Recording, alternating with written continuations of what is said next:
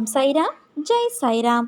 என் அன்பின் சாய் குடும்ப உறவுகளே, நீ கஷ்டப்பட்ட காலத்தில் உன் கண்ணீரை துடைத்து உன்னை ஒரு நல்ல நிலைமைக்கு உயர்த்திய கடவுள் உன் சாயப்பா நான். வழியே இல்லாத இடத்தில் கூட உன் சாயப்பா நான் ஒரு வழியை உண்டு பண்ணுவேன். நீ கலங்காதே என் குழந்தையே, உன் துன்பம் எல்லாம் முடிவுறும். இனி வரும் நாளெல்லாம் உனக்கு ஜெயமானதே. உனக்காக அழுவதற்காகவே நான் இருக்கும்போது நீ எதற்காக அழுகின்றாய் என் மகளே?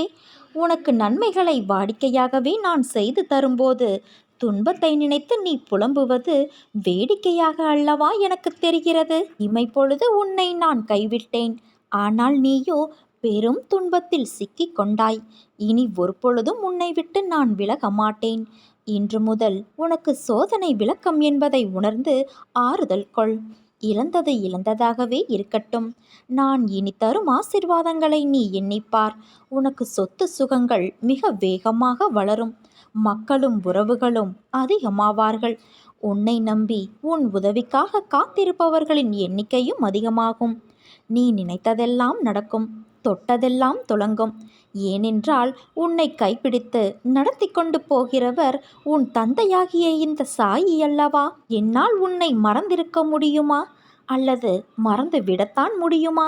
நம் வாழ்க்கையில் நிகழும் தருணங்கள் எல்லாம் வெற்றியாகவும் இருப்பது இல்லை, தோல்வியாகவும் இருப்பது இல்லை. வெற்றிகள் நிலைத்து இருப்பதில்லை, அதே போல தோல்விகளும் நிலைத்திருப்பதில்லை. வெற்றி என்றும் சந்தோஷம் தரும், ஆனால் அந்த சந்தோஷம் வாழ்க்கை முழுவதும் கிடைக்கும் என்று எதிர்பார்க்காதே. அதே மாதிரி தோல்விகள் கஷ்டத்தை தரும், அதுவும் நிரந்தரமாக வாழ்வில் நிகழ்வது இல்லை. வெற்றியில் ஆணவத்தை காட்டாதே, அதே போல தோல்வியில் விரக்தியை காட்டாதே. இரண்டுமே வாழ்க்கை அல்ல. ஜெயிப்பவர்கள் தோற்பார்கள், அதே போல தோற்பவர்கள் ஜெயிப்பார்கள். அதிலிருந்து என்ன பாடம் கற்றுக்கொள்கிறாய் என்பதுதான் உண்மையான வாழ்க்கை. அதன் வெற்றி பாதை உனக்கு தெரியும். பாதை தெரிந்தால்தான் சேரும் இடம் சரியாக அமையும். அதனால் உன் பாதைகளை சீராக்க முயற்சி செய். இன்று என்மேல் நீ கோபம் கொண்டாய். நீ நினைத்த நிகழ்வு நடக்கவில்லை என்றால் அது நடக்காமல் போனதற்கு காரணம் அதைவிட நல்ல சூழ்நிலைகள் நடக்கும் என்பதற்காக. உனக்குள்ள கேள்விக்கு நான் விடையும் அளித்தேன். தேவையில்லாத விஷயங்களை நீ எண்ணாதே. உன்னோடு நான் இருக்கிறேன் என் குழந்தையே. உன்னை நல்ல வழியில் நான் அழைத்துச் செல்வேன். இது என்னுடைய சத்திய வாக்கு.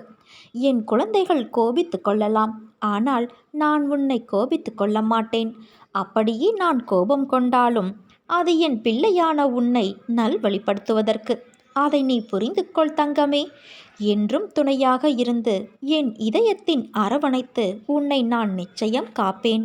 நான் உனக்கு அருள நீண்ட நேரம் எடுத்துக்கொள்வதற்கான ஒரே காரணம், நான் உனக்காக முற்றிலும் மிக சிறந்த தனித்துவமான அற்புதமான ஏதோ ஒன்றை வைத்திருக்கிறேன் என்று நம்பு. நம்பிக்கையோடு பொறுமையாக இரு. நீ நம்பிக்கையோடு இருந்தால் நல்லதே நடக்கும். சாயிருக்க பயமேன்.